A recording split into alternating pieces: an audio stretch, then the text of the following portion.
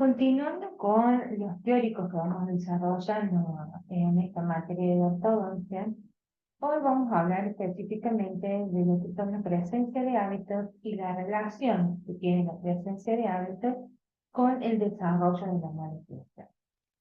Es por eso que esta clase la vamos a ver, vamos a analizar el diagnóstico, pronóstico y tratamiento de los hábitos orales disfuncionales.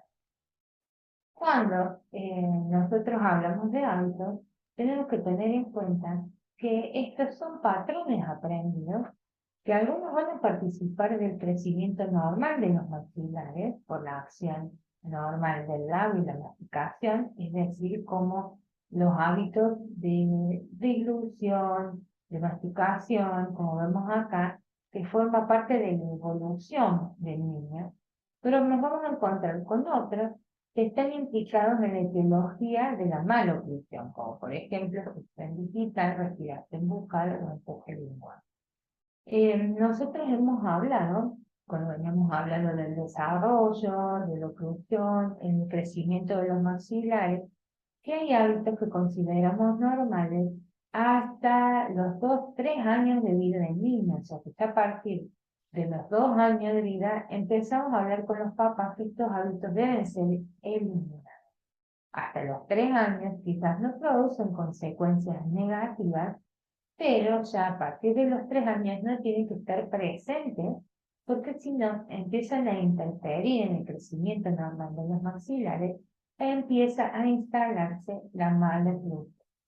Que mientras más temprano, anteriormente, lo detectemos y lo eliminemos, vamos a lograr mejores resultados en el tratamiento que cuando esto sigue evolucionando a través del tiempo.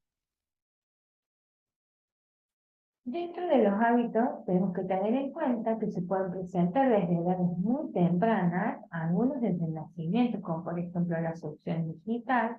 Es un hábito que ya algunos niños lo presentan desde el nacimiento, incorporado automáticamente por ellos. Hemos visto también en algunas ecografías en la vida intrauterina que como la succión es un hábito que empieza a desarrollarse antes del nacimiento, hay algunos niños que se observa ya ecográficamente que presentan esa succión digital. Y si no, en los primeros meses de vida.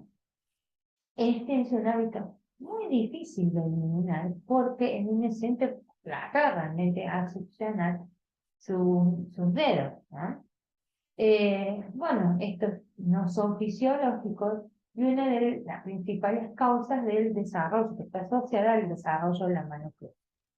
Es importante entonces la detección temprana porque dependiendo de la edad, el tiempo y frecuencia en que pueden ser interceptadas y eliminadas, va a ser el pronóstico que va a tener el tratamiento.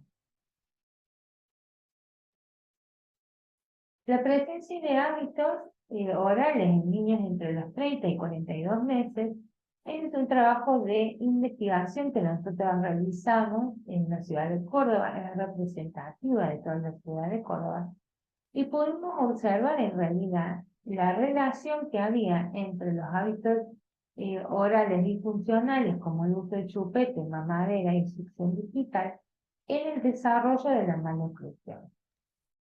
Como podemos ver acá, en este esquema, en este gráfico, que el color violeta representa los 30 meses, el color celeste la evaluación de los niños a los 42 meses, y pudimos ver que había a los 30 meses, es decir, 2 años y medio, es decir, que ya a los 20 se completó la erupción dentaria primaria. Había un 22,4% de niños que usaban chupete, el cual, por suerte, disminuyó hacia los 3 años y medio. Esto puede estar relacionado con la incorporación de los niños a los jardines escolares. Por otro lado, con respecto a la mamadera, podemos ver que a los 2 años y medio había un 73,3% de niños que todavía usaban mamadera, pues disminuye hacia los 3 años y medio, pero todavía el porcentaje de niños a esta edad que utiliza la mamadera es muy alto.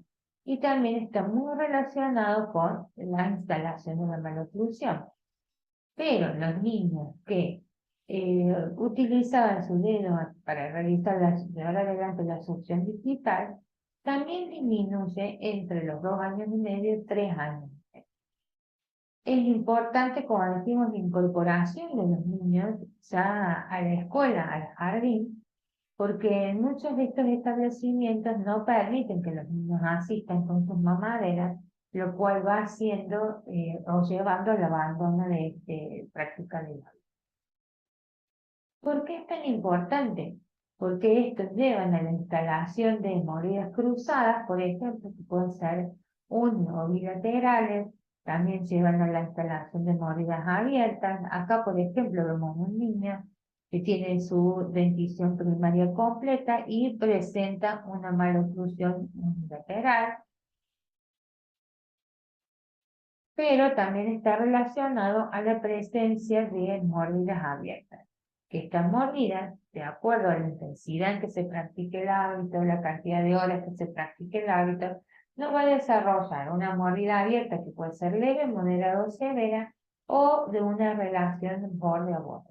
Cuando esto lo analizamos también entre los 30 y 42 meses, podemos ver que disminuye notoriamente lo que es todas disminuyen, la leve, la moderada y la severa, aumenta lo que es borde a borde, es decir, que eso hay un cierre de la mordida abierta y también aumentan aquellos que no presentan mordidas abiertas, por lo cual es importante que los niños en estas edades tempranas de dentición temporaria abandonen estos hábitos que nos llevan a la instalación de maloclusión. Hacia los 5 años de edad, que también esto es un trabajo de investigación representativo de la ciudad de Córdoba, pero ya a una edad más avanzada, podemos ver que había un porcentaje, bueno, bastante bajo de niños que no presentaban hábitos, pero después teníamos la insuficiencia respiratoria nasal, que esto es algo fisiológico, en realidad no es un hábito practicado por los niños, sino porque existe una alteración fisiológica.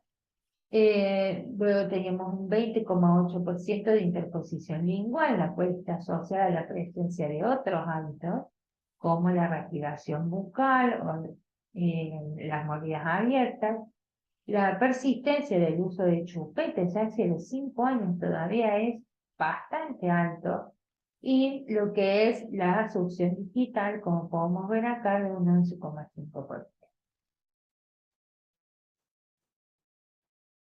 Con respecto a la lactancia materna, la práctica de la lactancia materna y la instalación de hábitos también encontramos una asociación. ¿Y esto por qué es importante? Porque el niño desde el primer momento es alimentado a través de la lactancia materna, y esto los estudios demuestran que disminuye la instalación de otros hábitos que son nocivos o favorables para la instalación de una malnutrición. Como por ejemplo, acá se puede observar que los niños que tenían interposición lingual eran mayores en aquellos que habían sido alimentados por lactancia artificial, como también el uso del chupete en aquellos niños que habían sido alimentados por lactancia artificial. Es decir, que de esta manera podemos encontrarnos que hay factores de riesgo en maloclusión, los cuales son, por ejemplo, agentes físicos postnatales de origen hereditario, que es la pérdida prematura de molares temporarias, pérdidas prematuras de otros elementos dentarios temporales o primarios, trauma con pérdida de dientes anteriores, caries proximales, obturaciones proximales, interferencias oclusales, oligodoncias supernumerarias, pero también están aquellos que están relacionados con hábitos bucales deformantes como respiración bucal, succión digital, empuje lingual u otros hábitos. Y también las características sociodemográficas como la higiene bucal inadecuada, falta de concurrencia al odontólogo y alimentación desbalanceada. Estos datos los pueden encontrar en este artículo, el cual se denomina factores de mayor riesgo para maloclusiones dentarias desde la dentición temporal. Es una revisión bibliográfica.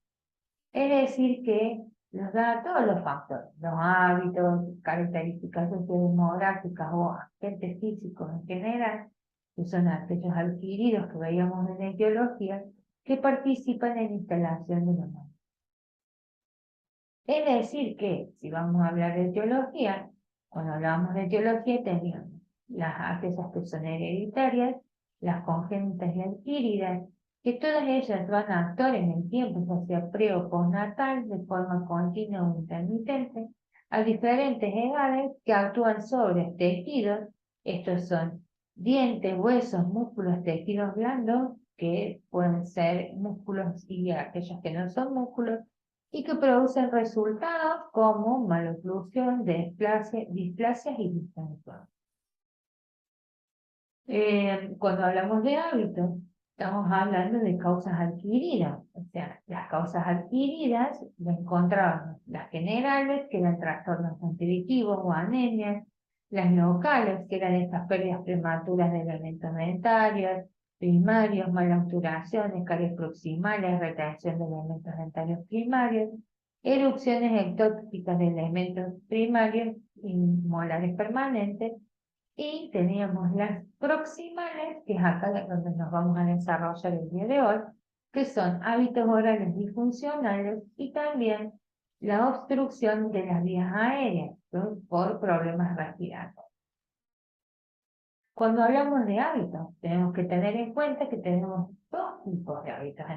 Aquellos que son los fisiológicos, que son aquellos que nacen con el individuo, como por ejemplo la succión, la dilución y la respiración nasal.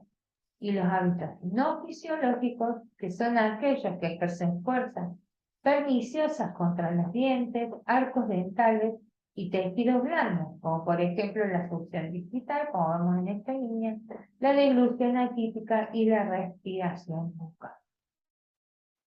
¿Cuál es el problema de estos hábitos que no son fisiológicos? Porque hay a veces un límite entre lo que es lo fisiológico, como vimos anteriormente, que teníamos dentro de ellos a la succión, ¿no? Pero esto, a medida que va evolucionando el niño y va madurando sus funciones, tiene que madurar, por lo cual deja de practicar este hábito de succión para alimentarse.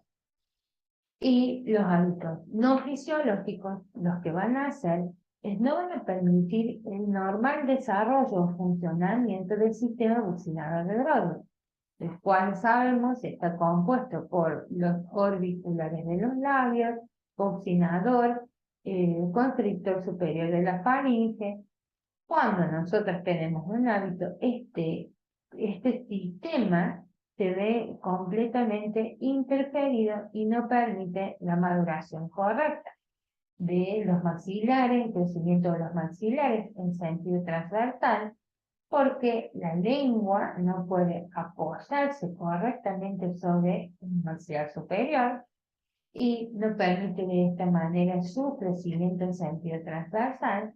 Por otro lado, el constrictor superior de la faringe o el buccinador me producen una constricción hacia dentro del maxilar, ¿no? Es decir, que son fuerzas centrípetas, lo cual no va a permitir el desarrollo transversal normal de estos maxilares. Por otro lado, a nivel del maxilar superior y fosas nasales, tampoco vamos a tener un desarrollo normal, porque si no vamos teniendo un desarrollo normal de los maxilares, el paciente permanece con la boca entreabierta, la lengua baja. Entonces, al estar con la boca entreabierta, antes de usar fosas nasales para respirar, el aire va a ingresar por la cavidad bucal, lo cual no va a permitir también el desarrollo normal ni de fosas nasales ni de los maxilares. Es decir que los hábitos no fisiológicos o perniciosos o disfuncionales pueden generar mordidas abiertas, ya sean anteriores o laterales, protrusiones dentarias, ya solo de los elementos dentarios, protrusiones dentoalveolares, es decir, que de los elementos dentarios con su alvéolo, o malposiciones dentales. ¿Cómo nos vamos a dar cuenta que tenemos un niño que está practicando un hábito disfuncional? Primero, porque como decimos, el sistema boxinador de Brody va a estar alterado, por lo cual el niño no va a poder realizar el cierre normal de sus labios. Si produce el cierre de sus labios, vamos a encontrar una constricción a nivel de los músculos del mentón. Vamos a ver que no hay una caída normal de labios sobre los elementos dentarios. Además, nos encontramos con esas protrusiones de los elementos dentarios, las bocas entreabiertas. Si no hay una buena respiración, nos vamos a encontrar con la presencia de ojeras también, ¿no? Y debemos evaluar cómo se encuentra el desarrollo de las narinas y las fosas nasales. Entonces, dentro de los hábitos, vamos a tener que estos producen succión digital, dilución atípica, ¿no? O respiración bucal. Dentro de lo que es la succión digital, esta nos va a producir fuerzas, las cuales van a actuar sobre los elementos dentarios o sobre la premaxila, donde va a estimular este crecimiento sagital, pero por otro lado no nos va a permitir el desarrollo del maxilar inferior, por lo cual vamos a estar en presencia, por ejemplo, del desarrollo de las clases no funcionales, cuando veíamos diagnóstico diferencial. Acá es el típico ejemplo en el cual se produce un desarrollo, o sea, tiene que haber también una determinada característica hereditaria de clase 2 que se ven favorecidas por la instalación del hábito para desarrollar esta clase 2 funcional. Por otro lado, también nos vamos a encontrar con la interposición lingual, esto va a ser llevada a cabo por una deglución atípica, que para que se produzca el cierre de la cavidad bucal, la lengua se interpone con los elementos dentarios, porque al deglutir tiene que haber un cierre dentro de esta cavidad bucal. Entonces, como no lo puede llevar a cabo por los elementos dentarios y por el cierre de los labios, ese cierre bucal en la deglución lo va a realizar a través de la interposición con la lengua.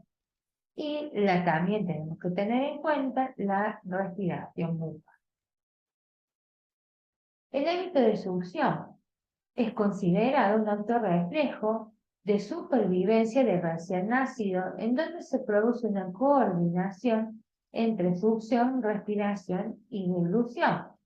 Cuando hablamos de una succión oral o refleja, decimos que es una succión profunda, rítmica, le brinda la nutrición que necesita el niño, proyectando la lengua hacia adelante de la encía y tomando una forma acanalada.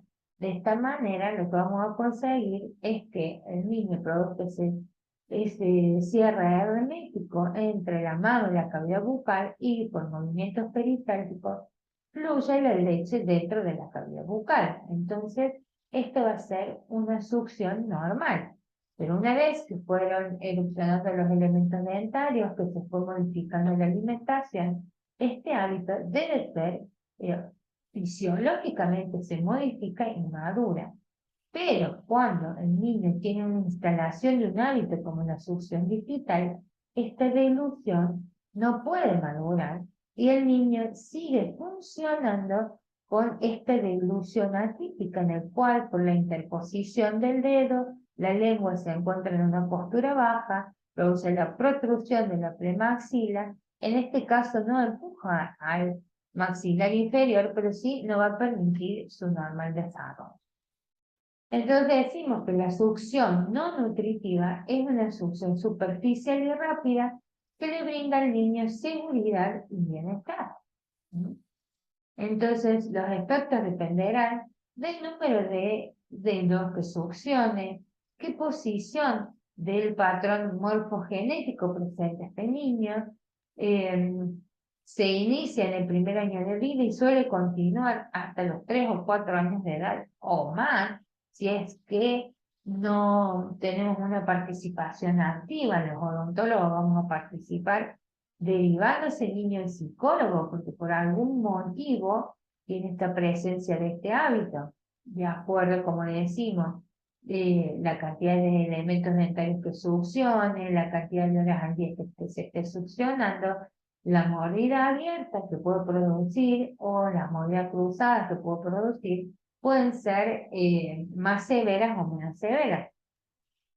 Su persistencia se considera un signo de ansiedad o de inestabilidad en el niño. Si se elimina antes de los 3 años, los efectos son mínimos y se corrigen espontáneamente, porque el niño sigue su crecimiento normal. El organismo es tan sabio que al eliminar el hábito, y es un niño que está en constante crecimiento y maduración de las funciones, al eliminar el hábito, se logra el equilibrio de los maxilares, un equilibrio en su crecimiento. Porque si no empezamos a observar las formas triangulares que empiezan a desarrollarse en estos maxilares, como también la presencia de mordidas abiertas. Aquí vamos a ver esta niña que se succiona el dedo, también tiene la práctica de otros hábitos que son favorables, como la de la higiene bucal, pero vemos estas formas de los maxilares en forma triangular que empiezan a desarrollarse, que todavía está en días favorables en que al eliminar este hábito puedan mejorar esta forma de los maxilares y seguir creciendo normal. Entonces, ¿cuáles son los efectos sobre el macizo craneofacial que vamos a poder observar? Protrusión de incisivos superiores, retroinclinación de incisivos inferiores, de acuerdo a cómo se practica el hábito, porque la mano a veces no permite un crecimiento sagital, ya sea de la mandíbula o una posición normal de los elementos dentarios. Entonces puede ser que con el dedo estemos empujando hacia el lingual estos elementos dentarios y produce de esta manera retroinclinación de los incisivos inferiores, mordidas abiertas anteriores, que dependerá, como decimos, la severidad de la cantidad de tiempo que se practique el hábito al día, la intensidad en que se succione. Prognatismo alveolar superior, porque puede, depende de cómo se interponga el dedo sobre el maxilar, puede o protruir sobre elementos dentarios o el proceso maxilar, como la premaxila, estrechamiento del arco superior, porque vimos que está alterado el sistema buccinador de Brody y la lengua no puede apoyar correctamente sobre este maxilar, mordidas cruzadas posteriores y una dimensión vertical aumentada. ¿Cuál va a ser el tratamiento? Primero debemos hablar con los niños, manifestarles, explicarles que esto está actuando negativamente sobre su cavidad bucal y no permite el crecimiento normal. Una de las formas de motivarlos es mostrarles fotos sobre pacientes que han tenido la presencia de esta maloclusión y que no se ve bien en una cavidad bucal que tiene la presencia de estos hábitos. Entonces lo debemos aplicar, por supuesto, acorde a la edad, de los años, de los daños que pueden producirse de persistir el hábito y persuadirlo de dejarlo o disminuir la frecuencia, lentamente hasta llegar a dejarlo, ¿no? También depende de la edad, porque a edades muy tempranas no se coloca aparatología, porque todavía tenemos la maduración de las funciones y es difícil que el niño acepte dentro de su cavidad bucal un aparato extraño a su cuerpo, pero ya a partir de los 5 años aproximadamente podemos colocar aparatologías removibles o fijas que puedan tener una rejilla lingual. Esto lo puede realizar el odontólogo general o también, depende cuál sea la problemática, podemos aplicar terapias miofuncionales para estimular o modificar la musculatura perioral, pero esto es propio del ortodonto. Otro de los hábitos con los que nos vamos a encontrar, dijimos, era el uso del chupete. El chupete, ¿qué es lo que pasa? Tiene un efecto tranquilizador en el bebé, pero cuando se prolonga su uso más allá de los 2 años, se producen alteraciones dentarias y de los maxilares. Es por eso que es importante eliminar este hábito, porque su presencia interfiere en la posición correcta de la lengua dentro de la cavidad bucal, también alterando el sistema bucinador de Broca. Entonces, va a producir mordidas abiertas anteriores por inhibición del crecimiento vertical de las apófisis alveolares, o posición hacia atrás y baja de lengua, y por el efecto de succión hay un aumento de la presión en los bucinadores, produciendo una compresión del maxilar, pudiendo producirse mordidas cruzadas posteriores, como podemos observar acá. Es decir, que hablamos de mordidas abiertas, mordidas cruzadas posteriores, que también pueden ser uni o bilaterales. El uso de la mamadera es recomendado hasta los 2 o 3 años de edad, cuando el niño a veces deja precozmente la lactancia materna y todavía tiene que su alimento es líquido, debe alimentarse a través de la mamadera. Pero debemos dar ciertas recomendaciones a estos papás, como la posición en que debe alimentarse el niño, tiene que ser de sentado y no acostado, y utilizarlo solo para alimentar al niño y luego retirarla, no colocarle azúcar a la leche, porque si no vamos a tener el síndrome del biberón, y evitar la mamadera nocturna a partir de los 2 años. Situación que es bastante compleja, pero para que el niño pueda eliminar el hábito, es importante que nosotros hablemos con los padres principalmente. Eliminar un hábito, ya sea el chupete o la mamadera, suele llevar un periodo de adaptación para los niños en el cual lo van a extrañar. La primera semana suele ser bastante compleja porque los niños extrañan este aditamento que utilizan, el cual los calmaba para dormir. Pero tienen que estar los padres allí presentes y acompañar al niño en la eliminación de este hábito. Porque si le regalaban la mamadera de chupete a piñón fijo, o le decimos que se lo lleva el hada, el hada de los hábitos, o que se lo llevó el gato o el perro, y después se lo volvemos a incorporar, este mecanismo generalmente no funciona adecuadamente. Entonces, a veces los padres pasan algunas noches, lo cual no suele prolongarse más de una semana, en que no puede dormir adecuadamente. Pero, como decimos, es importante que los papás acompañen al niño en la eliminación de este hábito. Entonces, esta es la deglución atípica.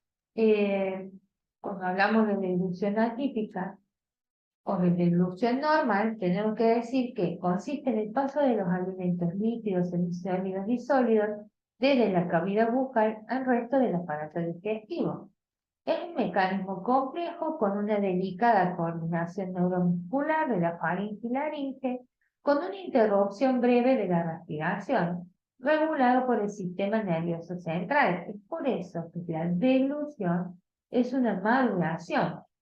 Es un acto natural y subconsciente que madura a lo largo de los primeros años por la incorporación de los diferentes alimentos que se van a incorporar.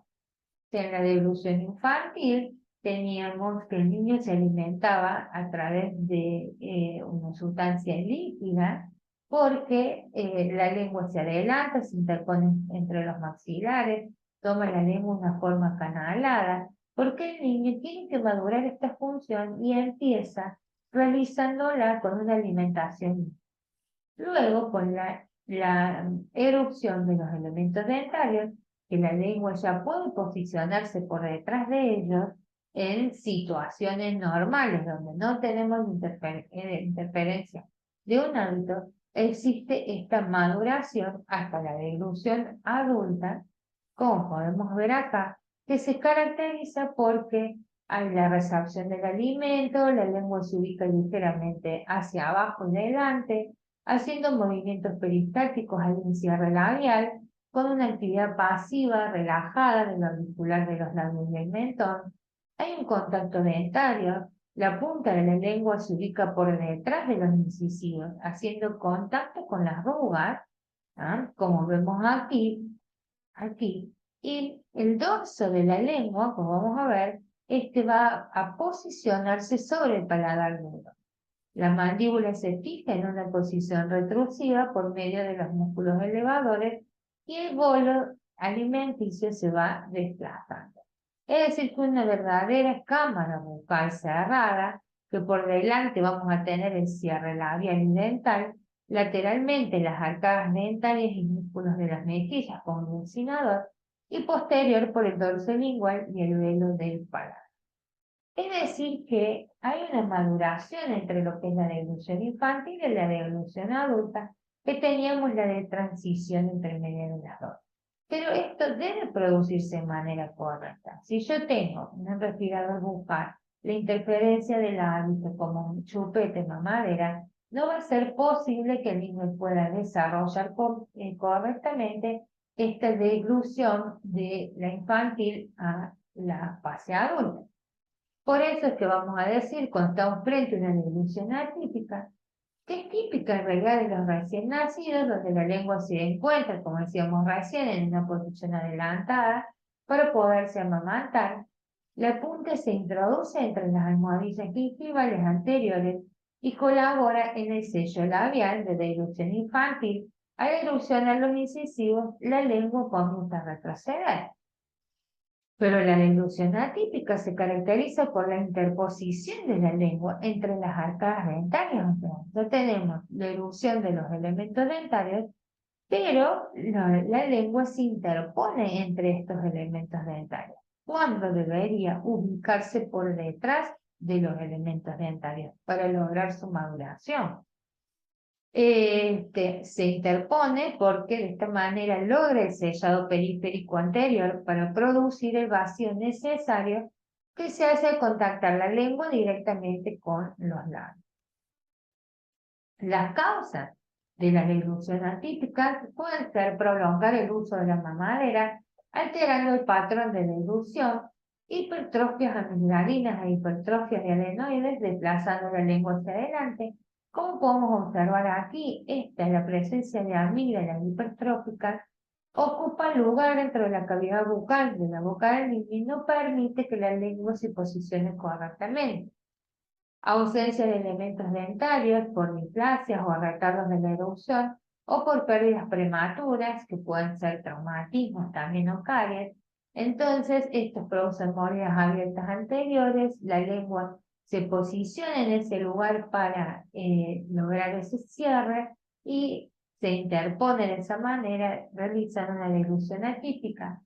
Un frenillo lingual corto que impide que la lengua se eleve y se ubique sobre el dorso de la lengua, sobre el paladar, la succión del pulgar, la respiración bucal, alteraciones en la relación entre el tamaño de la lengua y paladar y alteraciones en el sistema nervioso central, síndromes hipotónicos, tumores del tronco nervioso, anomalías congénitas, algunos problemas neurológicos.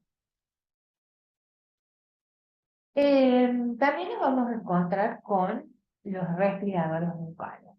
¿Cuáles son las manifestaciones bucales y faciales de estos pacientes? Nos vamos a encontrar que tienen mordidas abiertas, anteriores y posteriores. Ustedes ya muchos de estos rasgos los han visto cuando estudiaron funciones. La protrusión de los incisivos superiores, la presencia de diastemas anteriores superiores, labio superior hipotónico, incompetencia labial, hipertonicidad de la borla del mentón, facies adenoideas, la boca entreabierta, molías cruzadas posteriores unibilaterales, paladar ojival y retronatismo mandibular. Estas características se deben a que el paciente no puede respirar por las fosas nasales. Suelen deberse a que pueden tener, por ejemplo, cornetes hipertróficos, vegetaciones. Entonces, el aire no puede ser respirado a través de las fosas nasales, y de esta manera es incorporado a través de la cavidad bucal. Entonces, todas estas manifestaciones están relacionadas a la falta de desarrollo de los maxilares, por ejemplo, como la presencia de ojeras. Estas ojeras pueden tener una coloración oscura que se debe a la falta de una oxigenación correcta. Como hay una respiración alterada, los pacientes suelen estar con la boca entreabierta, tenemos esa posición baja de la lengua dentro de la cavidad bucal. Entonces, no hay un desarrollo normal de los maxilares, la lengua se va a interponer porque también en el respirador bucal empieza a haber una deglución atípica porque no puede, al respirar constantemente y estar la lengua baja, no hay un desarrollo normal del maxilar, puede haber una protrusión de incisivos que se va a producir con un empuje lingual y al producirse el cierre en la deglución vamos a ver esta hipertonicidad de la borda del mentón. Es decir, que empieza a ser un síndrome que va uno asociado a otro. Es muy difícil, o sea, si tenemos la instalación, por ejemplo, de un hábito que es el uso del chupete o mamadera, nos vamos a encontrar con deglución atípica, postura lingual baja de boca, morias abiertas. Entonces, estas son características que están asociadas a estas, por ejemplo, caries, del síndrome del Verón, que lleva a la presencia de una mordida abierta, el paciente al tener una mordida abierta, falta de desarrollo de sus maxilares, no puede respirar correctamente por fosas nasales, de esta manera se van desarrollando mordidas abiertas, observa la interposición lingual, la falta de desarrollo transversalmente de esos maxilares, también un frenillo lingual corto que no permite que esta lengua, el dorso de la lengua, se posicione sobre el paladar.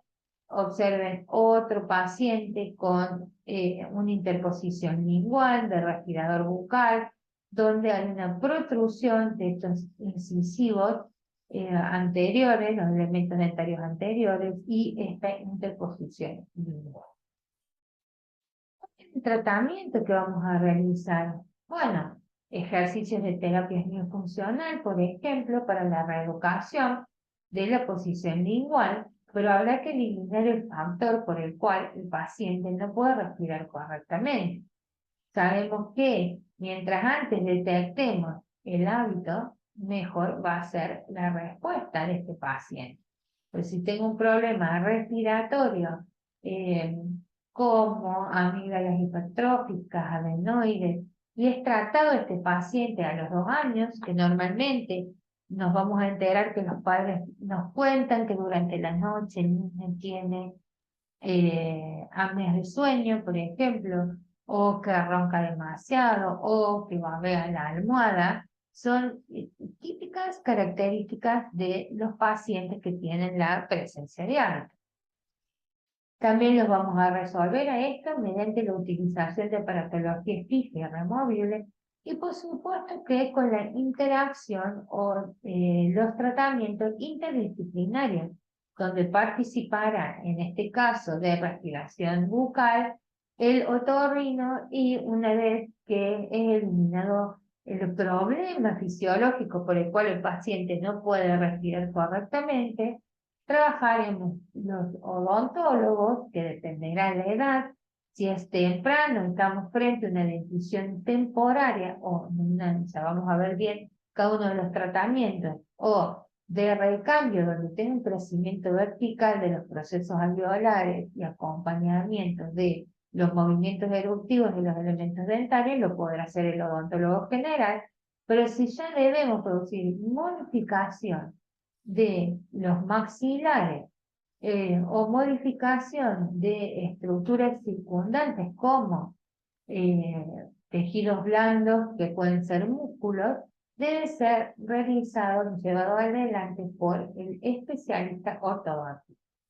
Una vez que se logran los cierres de la cavidad bucal o la corrección de los maxilares, hay que trabajar interdisciplinariamente también con el fonoaudiólogo.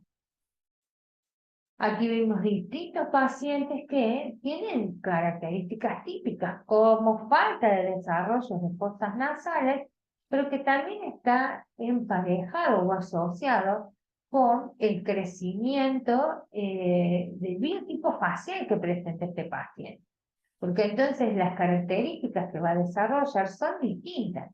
Un respirador bucal dólico-facial generalmente va a estar más asociado a lo que es una mordida abierta. Sin embargo, un paciente, un respirador bucal braquifacial, seguramente va a desarrollar una protrusión de los incisivos.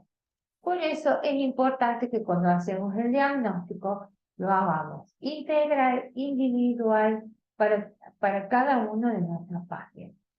Entonces, estas obstrucciones pueden ser funcionales o anatómicas, presencia de un obstáculo que impide el flujo normal del aire, adenoides, hipertrofias de cornetes, hipertrofias de tabiques, desviados, inflamación de las mucosas por infecciones o alergias, o también puede ser por la instalación previa de otro hábito, como fue succión digital, chupete, mamadera. Es decir, que las respiraciones bucales pueden deberse a obstrucciones respiratorias en las vías aéreas altas, como adenoides, pólipos, desviación del tabique nasal, cornetes hipertróficos, rinitis alérgicas crónicas, hipertrofias amigdalinas, o obstrucciones respiratorias bajas, como bronquitis, neumonías o asma. El diagnóstico de cuál es la causa de la respiración bucal no lo va a hacer el odontólogo. El odontólogo, si este paciente no fue detectado previamente por esta problemática, lo debe derivar al otorrino y después trabajar en su rehabilitación conjuntamente con el fonoaudiólogo, ¿no? Si ya el tratamiento no compete al odontólogo general, porque tiene que haber sido tratado muy tempranamente y deberse a una corrección específicamente dentaria, que ustedes ya estuvieron viendo en aparatología, debe ser derivado al ortodoncista. Entonces, como veníamos hablando, el respirador bucal va a tener una posición baja de la lengua, incompetencia labial, ya que respira por la boca, un paladar ojival o estrecho, senos maxilares poco desarrollados por la falta de paso de aire por ellos, un labio superior corto o retruido, un labio inferior evertido y labios abiertos. Como decíamos, las típicas características adenoideas es la cara alargada o angosto, ojos caídos u ojerosos, o sea, las ojeras dijimos que eran por la alteración del intercambio gaseoso a través de los pulmones, es decir, que tenemos un aire contaminado, tenemos una inclinación de la cabeza y una incompetencia labial, labios hipotónicos y resecos, surcos genianos marcados y pómulos húmedos. Las maloclusiones características del respirador bucal va a ser resalte marcado, que suele presenciarse más en el paciente braquifacial que en el dólico, compresiones de los maxilares como mordidas cruzadas uni- o bilaterales, mordidas abiertas, más características en los pacientes dólicos porque tienen una tendencia de crecimiento vertical o hiperdivergente, maxilares en formas triangulares. Cuando hablamos de la postura típica del respirador bucal, decimos que hay una hiperextensión de la cabeza sobre el cuello con una mandíbula retrasada, porque es la adaptación que produce el paciente para poder respirar a través de su cavidad bucal. El maxilar está contraído y avanzado, hay una deglución disfuncional, los hombros están avanzados sobre el tórax, lo cual no permite un normal desarrollo del tórax y hay una anteversión de la pelvis. Es decir, desplazamiento de la cabeza hacia adelante por alteración de la curva cervical, pecho curvo y escapular alada, psicosis dorsal y lordosis lumbar, abdomen prominente y pie plano. Cuando hablamos del tratamiento de todos estos pacientes que presentan hábitos, sabemos que tenemos que trabajar interdisciplinariamente con el otorrinolaringólogo pediátrico, con el ortodoncista, o sea, somos odontólogos generales, tenemos que derivar al ortodoncista oportunamente.